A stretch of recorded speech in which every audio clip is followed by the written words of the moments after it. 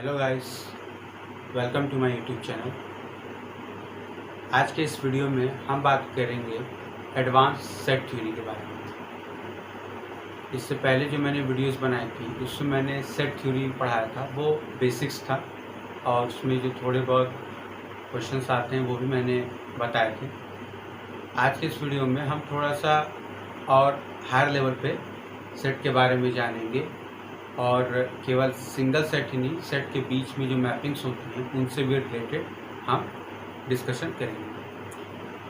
तो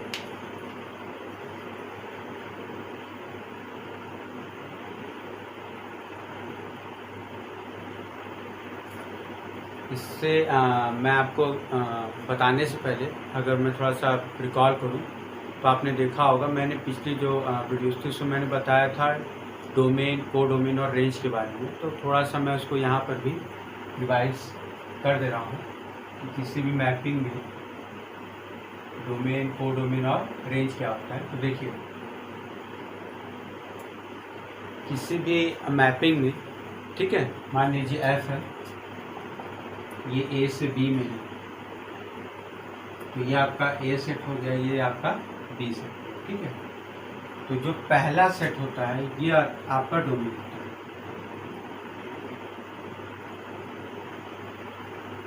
ठीक है। उसके बाद जो दूसरा सेट होता है आपका, ये आपका कोडोमेन होता है। और इस एफ की जितनी इमेज मिलती है, दैट इज एफ है, वो आपका रेंज होता है। मान लीजिए फॉर एग्जांपल ये आपका मैपिंग चल रहा है, ठीक है। तो जितनी भी एफ ऑफ ए होगा, ए सेट की इमेजेस मिलेगी, वो आपका रेंज हो जाएगा,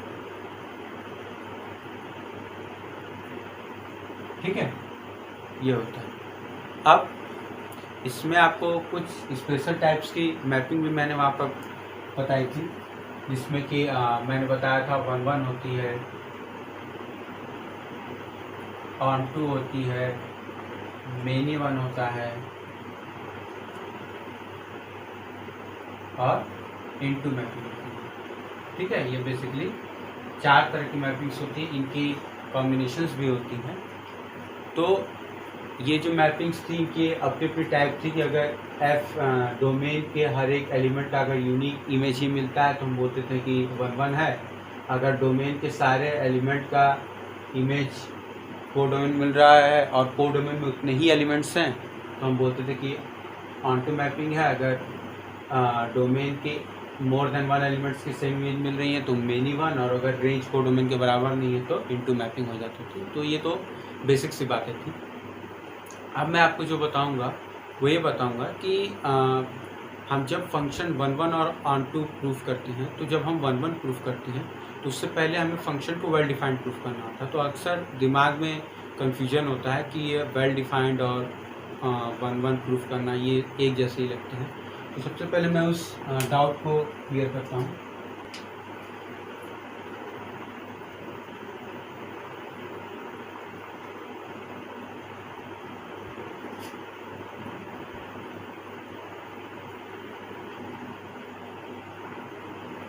देखिए, वेल डिफाइंड और 1-1 ये दो चीज़ें हैं जो कि एकदम अलग अलग हैं।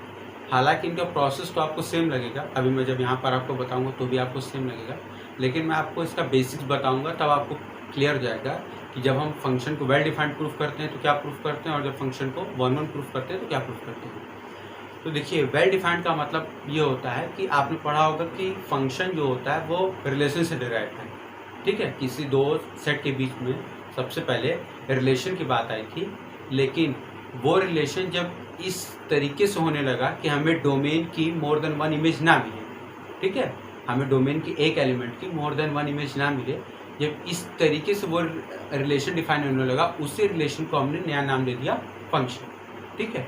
तो जब भी हम वेल डिफाइंड की बात करते हैं तो वेल डिफाइंड में हम यही प्रूफ करते हैं कि अगर हमारे पास 2 एलिमेंट्स जो कि डोमेन से बिलोंग कर रहे हैं, यदि वो सेम है तो उनकी इमेज सेम, ठीक है। और 1-1 में ठीक उसका उल्टा होता है कि हम क्या करते हैं कि हम ये मान के चलते हैं कि ये 2 इमेजेस बराबर, और प्रूफ करते हैं कि ये 2 इमेजेस बराबर हैं तो इनकी प्री इमेजेस भी आपस में बराबर है, ठीक है। तो देखिए, वेल डिफाइंड में सबसे पहले हम x1 x2 लेते हैं जो कि बिलोंग करता है डोमेन में, और हम मान के चलते हैं कि let x1 is equal to x2 and then we prove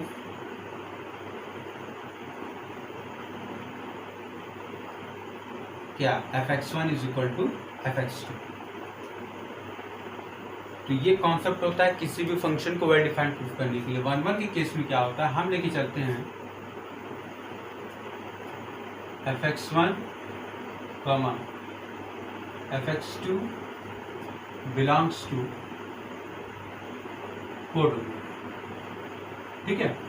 और उसके बाद हम मान के चलते हैं कि let fx1 is equal to fx2 एंड उसके बाद हम प्रूफ करते हैं then we prove x1 is equal to x2। तो देखिए इसमें और इसमें ठीक कन्वर्स प्रोसेस है। इसमें हम क्या करते हैं x1 x2 डोमेन में लेके हैं चलते हैं, मान लेते हैं कि ये बराबर है, फिर प्रूफ करते हैं कि इनका फंक्शन भी आपस में बराबर है, ठीक है, इनकी f इमेज आपस में बराबर है।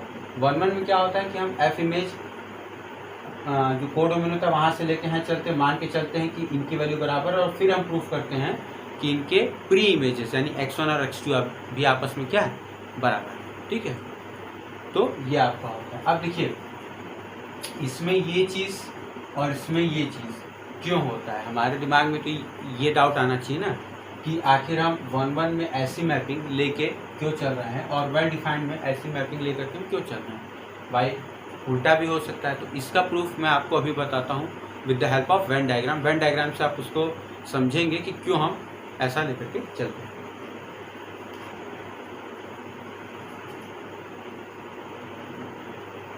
देखिए हम दो जगह मैपिंग बना लेते हैं, एक जगह मैं आपको वेल डिफाइंड और एक जगह मैं आपको,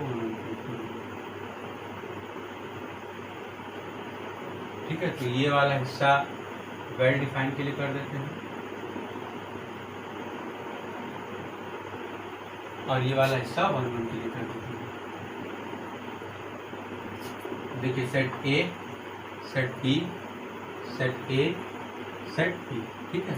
ये मान लीजिए इसमें से ये एफ मैपिंग है और इसमें से ये जी मैपिंग है, इनको डैश कर दिया, ठीक है, ये जी मैपिंग है।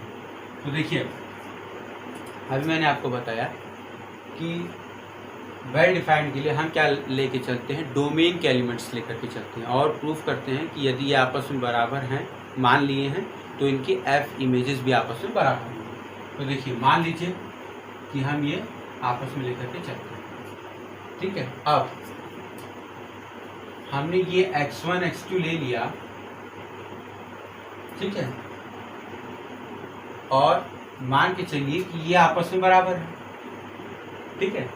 x1 और x2 हमने आपस में मान के, क्योंकि हमें ये मान के चलना है, लेट कर लिया हमने, तो मान लिया कि x1 और x2 आपस में बराबर है। लेकिन अगर मान लीजिए कि ये वैल्यूज एक ही हैं पर इनकी जो f इमेज आ रही है वो सेम नहीं आ रही, मतलब कि let x1 equal to x2 but fx1 not equal to x2, ठीक है, ये चीज़ आ रही है। तो देखिए ये जो चीज़ आ रही है यही चीज़ फंक्शन को रिलेशन से अलग करती है, मतलब कि all functions are a relation but all relations are not function. उसकी जो बाउंड्री कंडीशन होती है वो यही होती है कि डोमेन के किसी एक एलिमेंट की दो इमेज नहीं मिल सकती, ठीक है। अगर यहाँ पर ये दोनों आपस में बराबर हैं और ये दोनों आपस में बराबर नहीं है, दैट मीन्स कि एक एलिमेंट की हमें दो इमेजेस मिल रही हैं, ठीक। इसका मतलब ये हो गया कि फंक्शन नहीं है। तो वेल डिफाइंड होने के लिए ये चीज़ नहीं होना चाहिए। वेल डिफाइंड होने के लिए क्या होना चाहिए, अगर x1 बराबर x2 है तो ये भी आपस में बराबर होना चाहिए। इसी का यहाँ पर अगर हम लेकर के चलें 1 के केस में, तो देखिए ये आपका fx1, ये आपका fx2 आपस में बराबर हो गया। तो देखिए अब इस fx1 और इस fx2 की एक इमेज हो सकती है, ठीक है, क्योंकि ये आपका कोडोमेन है। तो कोडोमेन की दो, जैसे आपका ये हो गया, ठीक है। यहाँ पर जब आप वापस जाएंगे इन सारों की एक इमेज आपको मिल सकती है, लेकिन जब आप 1 1 की बात करेंगे और इनकी वैल्यू अगर आपस में बराबर है तो ये जब रिटर्न जाएंगे तो इनकी फ्री इमेजेस भी आपस में बराबर होंगी। अगर ये चीज़ नहीं होगा तो फिर से ये क्या होगा, वायलेशन का केस हो जाएगा। ठीक है, मतलब अगर आपके ये दो आपस में बराबर है तो इनकी जो फ्री इमेजेस है वो भी आपस में बराबर होंगी। ठीक है, और यदि बराबर नहीं है तो आपका 1 1 नहीं होगा। ठीक है, इस वजह से हम लेकर के चलते हैं कि fx1 इक्वल टू fx2 है, तो हम ये प्रूफ कर देते हैं कि x1 इक्वल टू x2 होगा, ये केस होगा। ठीक है, ये आपका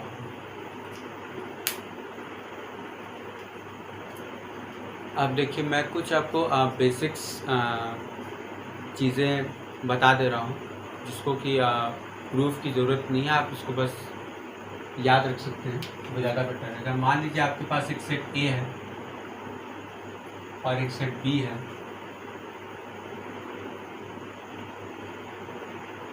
इसमें नंबर ऑफ एलिमेंट्स m है और इसके नंबर ऑफ एलिमेंट्स n। तो देखिए टोटल नंबर ऑफ मैपिंग जो होती है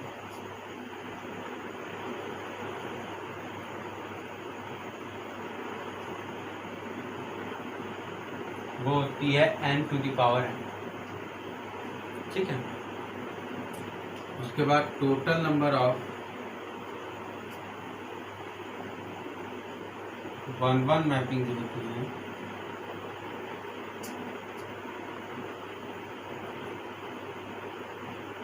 वो होती है n p m। देखिए n p m जब n इज ग्रेटर देन और इक्वल टू m और 0 होगी जब n इज लेस देन और इक्वल टू। इसका रीज़न आपको सीधा सा पता है कि 1 1 का मतलब कि इसकी एक एलिमेंट की एक इमेज मिलनी चाहिए। ठीक है, तो हमारे पास जब भी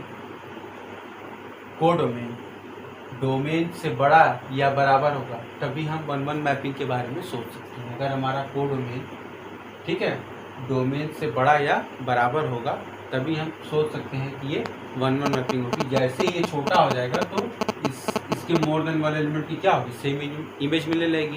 क्योंकि मैपिंग के लिए ज़रूरी होता है कि आपके डोमेन के हर एक एलिमेंट की इमेज मिले। तो यदि इसमें नंबर ऑफ एलिमेंट्स इससे कम हो जाएंगे तो सीधी सी बात है कि मोर देन वन एलिमेंट्स की एक सेम इमेज मिल जाएगी, तो ये 1 1 मैपिंग तो रही नहीं।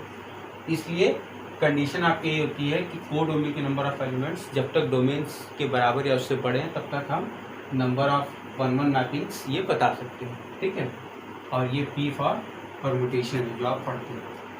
उसके बाद total number of onto mapping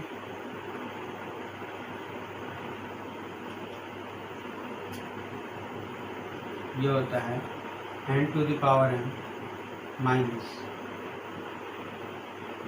इसको अलग से लिख देता हूँ,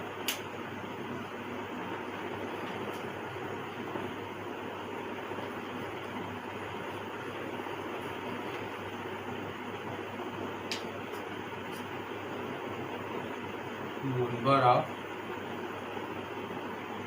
onto mapping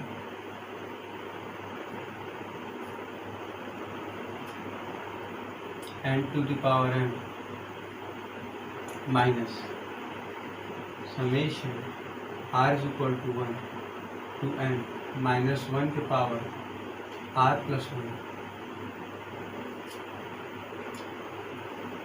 NCR n minus r to the power n।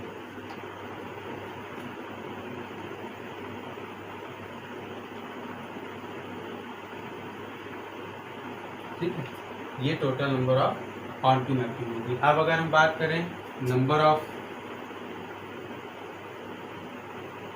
Into mapping,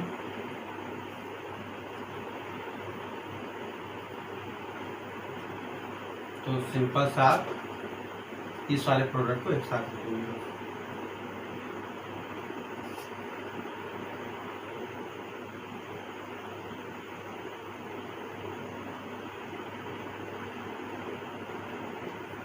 ठीक है, ये total number of into mapping होगी। अब देखिए 1 1 1 और ऑन टू और इनटू और मेनी वन, ये जो 4 तरह की मैपिंग होती है। तो देखिए 1 और मेनी वन एक दूसरे का कॉम्प्लीमेंट्री होता है, ठीक है। इसी तरीके से ऑन टू और इनटू एक दूसरे के कॉम्प्लीमेंट्री होते हैं। तो इनका ग्रुपिंग और इनकी ग्रुपिंग अलग अलग, ठीक है।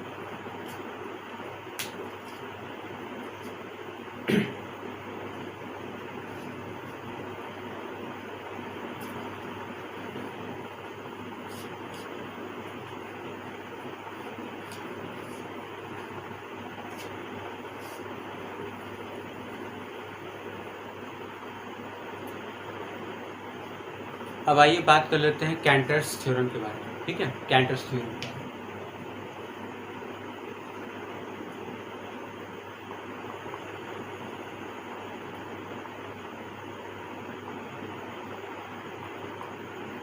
देखिए, कैंटर्स थ्योरम ये कहता है कि हम कोई भी एक सेट ए ले लेते हैं जो कि नॉन एम्प्टी है, ठीक है। कोई भी एक नॉन एम्प्टी सेट ले लेते हैं, A B are non empty set.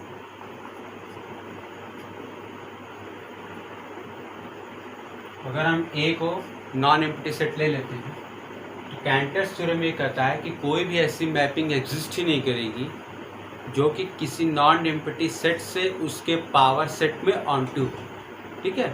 मतलब कोई भी ऑन टू मैपिंग एग्जिस्ट ही नहीं करेगी between a set and a given power set, ठीक है। और वो सेट क्या होना चाहिए, नॉन एम्प्टी नहीं होना चाहिए। मतलब ए से पी ए में कभी भी no any onto mapping,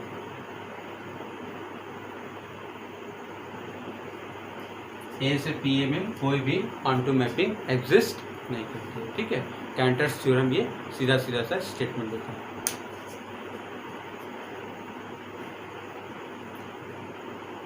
अब चलिए बात कर लेते हैं काउंटेबल एंड अनकाउंटेबल सेट्स के बारे में। तो देखिए, काउंटेबल एंड अनकाउंटेबल सेट्स बताने से पहले मैं आपको कार्डिनलिटी ऑफ सेट के बारे में थोड़ा सा बता दूं।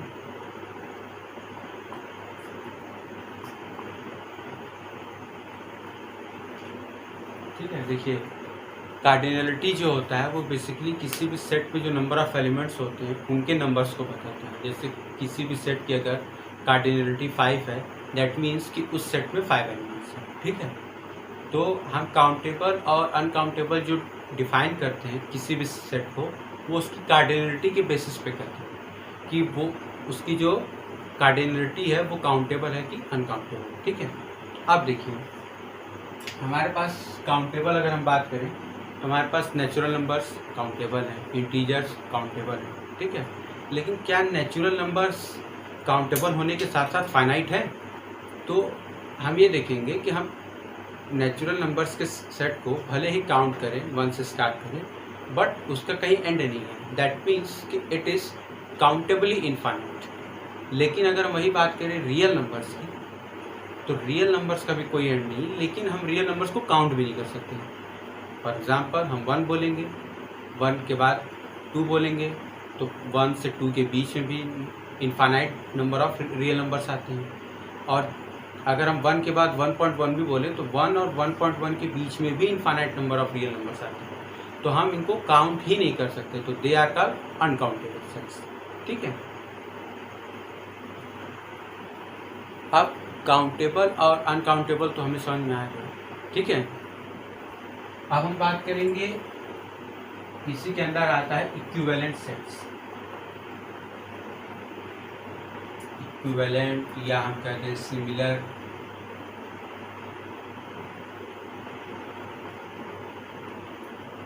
देखिए जिस भी 2 सेट्स की या मोर देन 2 सेट्स की बात करें, जिन भी सेट्स की आपस में कार्डिनलिटी सेम होगी, ठीक है, उनको हम बोलेंगे सिमिलर सेट्स या इक्विवेलेंशियल सेट्स या इक्विवेलेंट सेट्स, ठीक है, जिनकी कार्डिनलिटी सेम होती है।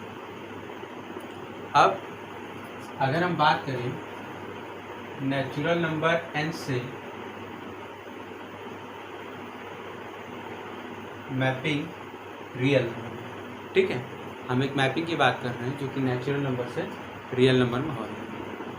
तो अब मुझे एक बात बताइए कि ये मैपिंग 1-1 होगी या नहीं, ऑन-टू होगी या नहीं। ठीक है,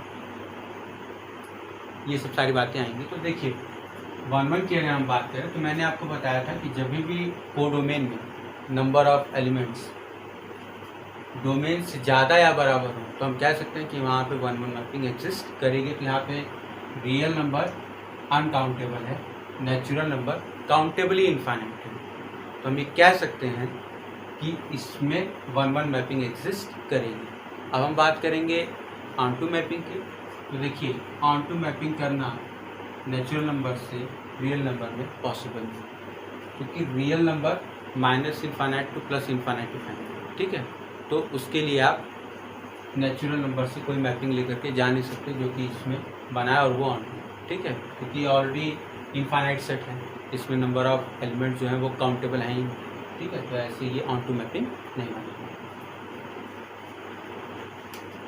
अब हम बात कर लेते हैं कार्डिनलिटी ऑफ फाइनाइट सेट या काउंटेबल जो होते हैं सेट्स, उनके बारे में तो हम दिखा लेते हैं। ठीक है, जितने भी फाइनाइट सेट हैं उनकी हम कार्डिनलिटी दिखा देते हैं, लेकिन जितने इनफाइनाइट सेट्स हैं या मतलब अब वो चाहे काउंटेबल हो या ना हो उनकी हम बात नहीं करेंगे। जितने भी इनफाइनाइट सेट्स हैं उनकी कार्डिनलिटी को हम कहाँ से दिखाएंगे। ठीक है, जैसे मान लीजिए कि अगर फाइनाइट है तो हम उनको एन से एम से किसी भी अलजेब्रिक एक्सप्रेशन से दिखा सकते हैं, लेकिन हम बात करेंगे जब कि हमारे पास इनफाइनाइट सेट है, अब वो चाहे काउंटेबली हो चाहे अनकाउंटेबली हो, उसकी कार्डिनलिटी को हम कैसे दिखाएंगे। तो उसके लिए हमारे पास दो सिंबल्स हैं, सिंबल्स फॉर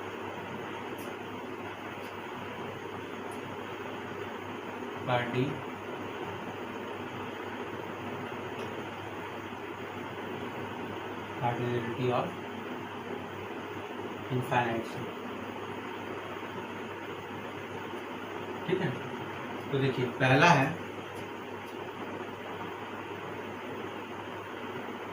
इसको हम बोलते हैं LF नॉट,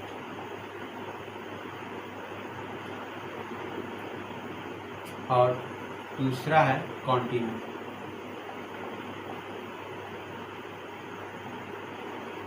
तो देखिए LF नॉट को हम यूज़ करते हैं to represent the cardinality of natural numbers जो कि काउंटेबली इनफाइनाइट है, और C यानी कॉन्टिन्यूम को हम यूज़ करते हैं to represent the cardinality of real numbers because it is uncountably and infinite also. ठीक है, मतलब ये अनकाउंटेबल और इनफाइनाइट दोनों है, ये काउंटेबली इनफाइनाइट है। तो LF नॉट को नेचुरल नंबर्स के लिए और कॉन्टिन्यूम यानी C को रियल नंबर्स के लिए यूज़ करते हैं। अब यहाँ से अगर हम इनके बीच में रिलेशन बताना चाहें तो ये तो फिक्स हो गया, आपको पता है कि कार्डिनलिटी ऑफ कॉन्टिन्यूम या हम बात करें रियल नंबर्स, वो नेचुरल नंबर से हमेशा क्या होगी, ज़्यादा ही होगी। ठीक है, ये तो फिक्स है। अब इनके साथ साथ इसमें कुछ रिलेशंस भी आते हैं जो कि मैं अभी आपको बता देता हूँ। देखिए अब हमारे पास जो प्रॉपर्टीज़ होती है बेसिकली हम कह दें कि रिलेशंस होते हैं, वो मैं आपको बताने जा रहा हूँ। पहला है कि अगर हम LF नॉट को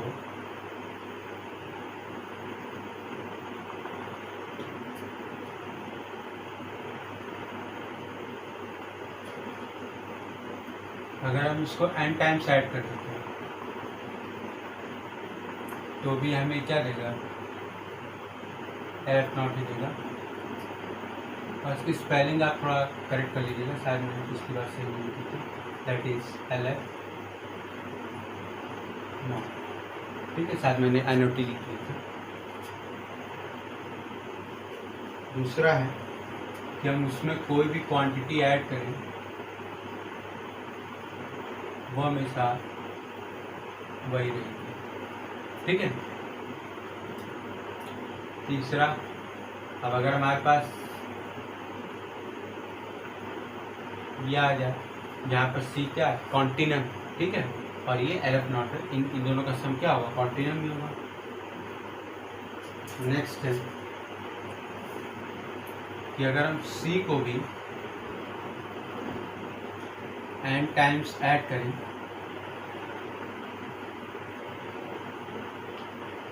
तो भी ये क्या देगा, C ही देगा। फिफ्थ है कि देखिए, फिफ्थ बेसिकली पहली वाली है प्रॉपर्टी कि अगर हम n इंटू LF0 करें तो हमारा LF0 ही देगा, ठीक है। सिक्स्थ है आपका कि हम C को जितनी बार भी मल्टीप्लाई करें वो हमेशा C ही रहेगा। सेवेंथ है आपका कि अगर हम LF0 इंटू C करें तो हमें C ही मिलेगा।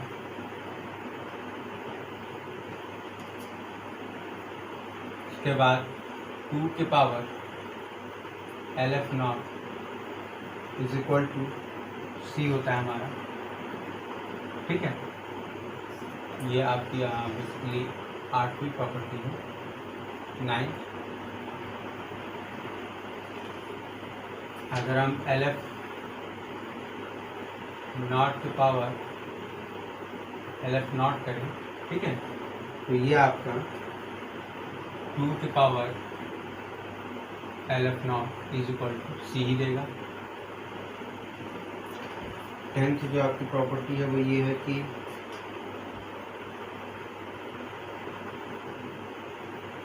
LF0 के पावर C की वैल्यू 2 के पावर C होगी, ठीक है। 11th जो आपकी प्रॉपर्टी है वो ये है कि इसको मैंने आपको स्टार्टिंग में बताया था कि C is always greater than LF0। और देखिए 12वां जो है वो प्रॉपर्टी नहीं है, बेसिकली इनको एक स्पेशल नाम दिया गया है, ठीक है, क्योंकि ये कार्डिनलिटी ऑफ इनफाइनाइट सेट्स हैं जिसमें कि एक काउंटेबल इनफाइनाइट तो दूसरा अनकाउंटेबल है। तो इनको एक टर्म दिया गया है जिसका हम नाम देते हैं ट्रांसफाइनाइट नंबर्स। Transfinite numbers. और आपको ये चीज़ हमेशा याद रखनी होगी कि C और N नॉट यानी C एंड LF0 के बीच में कोई भी नंबर एग्जिस्ट नहीं करता है। मतलब कि इन दोनों ट्रांसफाइनाइट नंबर्स के बीच में कोई भी दूसरा नंबर एग्जिस्ट नहीं करेगा, ठीक है। तो इन लोगों के बीच में कोई भी अनदर तीसरा नंबर नहीं आता है, हमेशा ही रहता है। और इन्हीं लोगों के बीच में सारे के सारे क्या हैं, रिलेशनशिप, ठीक है। तो इनको आप नोट कर लीजिए।